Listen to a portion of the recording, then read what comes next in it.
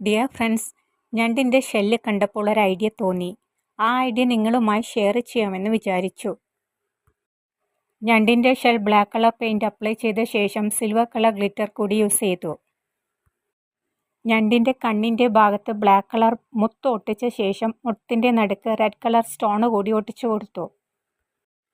ഞണ്ടിൻ്റെ ഒരു കാലെടുത്ത് ഞണ്ടിൻ്റെ ഷെല്ലിന് മുകളിൽ ഇതുപോലെ ഒട്ടിച്ചു വെച്ചതിന് ശേഷം എളമ്പക്കയുടെ ഷെല്ലുകൾ ബ്ലാക്ക് കളർ പെയിൻറ് അപ്ലൈ ചെയ്ത് അതിൽ 2 ഷെല്ലെടുത്ത് ഞണ്ടിൻ്റെ പുറത്തിതുപോലെ ഒട്ടിച്ചു കൊടുക്കുക. പ്ലാസ്റ്റിക്കിൻ്റെ ഇലകളാണ് ഡിസൈൻ ചെയ്യാൻ ഉപയോഗിച്ചത്. സ്ക്വയർ ഷേപ്പുള്ളൊരു തെർമോക്കോൾ എടുത്ത് പെയിൻറ് അപ്ലൈ ചെയ്ത ശേഷം ഞണ്ടിൻ്റെ ഷെൽ തെർമോക്കോളിൻ്റെ മുകളിൽ ഒട്ടിച്ചു കൊടുക്കുക. എളമ്പക്കയുടെ ഷെൽ ഇതുപോലെ ഒട്ടിച്ചതിന് ശേഷം നിങ്ങളുടെ ഐഡിയക്കനുസരിച്ച് ഡിസൈൻ ചെയ്യാം. ഈ ഷെല്ലെല്ലാം സ്മെല്ലുണ്ടാവില്ലേ എന്ന് നിങ്ങൾ ചിന്തിച്ചേക്കാം. തീർച്ചയായും ചിന്തിക്കും. പെയിൻറ് അപ്ലൈ ചെയ്താൽ ഒരു സ്മെല്ലും ഉണ്ടാവില്ല. നിങ്ങളൊന്ന് ട്രൈ ചെയ്ത് നോക്കൂ.